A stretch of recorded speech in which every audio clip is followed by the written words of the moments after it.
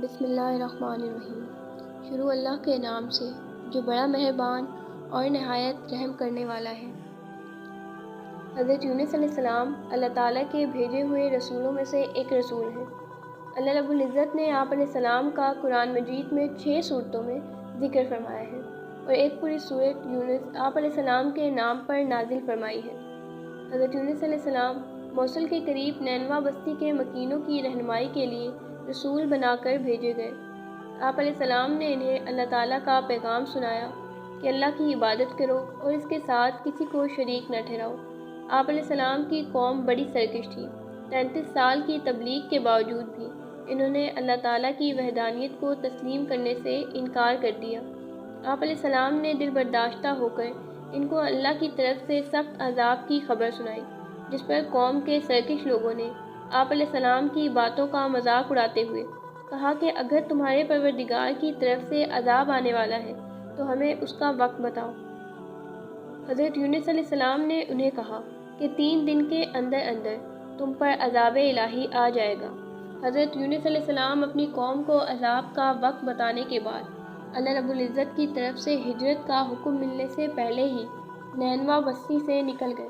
اللہ رب العزت نے اسی بات پر ناراضگی کا اظہار فرماتے ہوئے انہیں آزمائشوں میں مبتلا کر دیا۔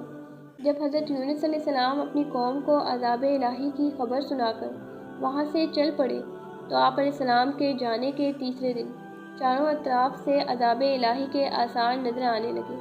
آپ علیہ السلام کی قوم کے لوگ حضرت یونس علیہ السلام کی تلاش میں نکلے تاکہ ان سے درخواست کریں کہ وہ اللہ تعالیٰ سے عذاب کو ٹالنے کے لیے دعا مانگیں، لیکن حضرت یونس علیہ السلام انہیں نہیں ملے۔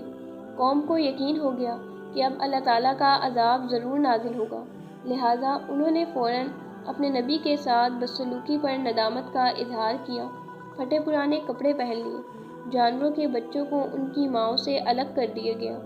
مرد، عورتیں اور بچے رو رو کر عاجزی اور انکساری کے ساتھ اللہ تعالیٰ سے عذاب ٹالنے کی دعا مانگنے لگے۔ جانور اپنے بچوں سمیت آوازیں نکالنے لگے اور بڑا رعب آمیز منظر پیدا ہو گیا۔ اللہ رب العزت کی رحمت جوش میں آئی اور اس نے قوم یونس پر آنے والے عذاب کو ٹال دیا۔ حضرت یونس علیہ السلام اپنی قوم سے دل برداشتہ ہو کر بستی سے نکل گئے تو دریا میں سفر کرنے کے لیے مسافروں سے بھری ایک کشتی میں سوار ہو گئے۔ جب کشتی دریا کے درمیان پہنچی تو ڈگمگانے لگی اور قریب تھا وہ ڈوب جائے۔ ملاح نے کہا کہ کوئی مسافر کشتی میں سوار ہے جو اپنے مالک سے بھاگ کر آیا ہے، جب تک وہ کشتی سے نہیں نکلے گا کشتی کنارے پر نہیں پہنچ سکے گی۔ کشتی میں سوار افراد میں کوئی بھی اپنے آپ کو مالک سے بھاگنے والا تصور نہیں کر رہا تھا۔ آخرکار مسافروں نے آپس میں مشورہ کیا کہ قرآن اندازی کر لیتے ہیں، جس کا نام کا پرچہ نکلے گا اسے دریا میں پھینک دیں گے تاکہ باقی مسافر اپنی منزل تک پہنچ سکیں۔ چنانچہ قرآن اندازی کی گئی تو حضرت یونس علیہ السلام کا نام نکلا۔ آپ علیہ السلام کو دیکھ کر لوگ کہنے لگے کہ اتنا خوبصورت، حسین و جمیل، پاکیزہ اور معصوم صورت والا اپنے مالک سے بھاگا ہوا نہیں ہو سکتا، لہٰذا دوبارہ قرآن اندازی کی جائے۔ جب دوسری بار بھی حضرت یونس علیہ السلام کا نام نکلا تو لوگوں نے تیسری بار قرآن اندازی کرنے کو کہا۔ جب تیسری بار قرآن اندازی کی گئی تو پھر آپ علیہ السلام کا ہی نام نکلا۔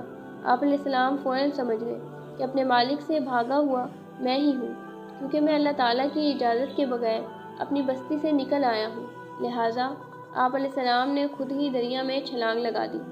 جیسے ہی آپ علیہ السلام نے دریا میں چھلانگ لگائی، اللہ تعالیٰ نے دریا کی ایک بڑی مچھلی کو حکم دیا کہ اپنا منہ کھول کر انہیں اس طرح نگل لو کہ ان کے گوشت اور ہڈیوں کو ذرا بھی نقصان نہ پہنچے۔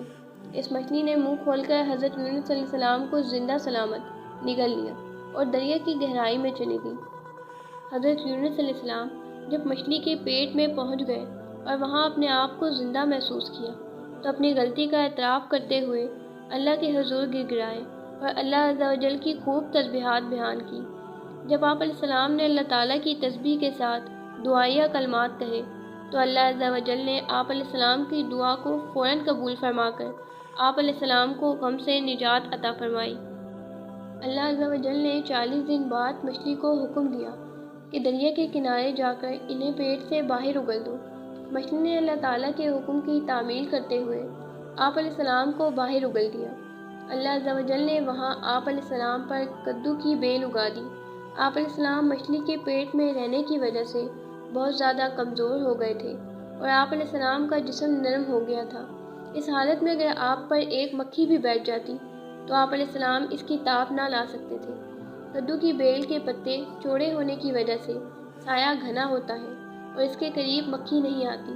اس کے ساتھ ساتھ آپ علیہ السلام کے لیے ایک دودھ دینے والی ہرنی کو پابند کر دیا، جو صبح و شام آپ علیہ السلام کو دودھ پلانے آیا کرتی تھی، یہاں تک کہ آپ بالکل تندرست ہو گئے۔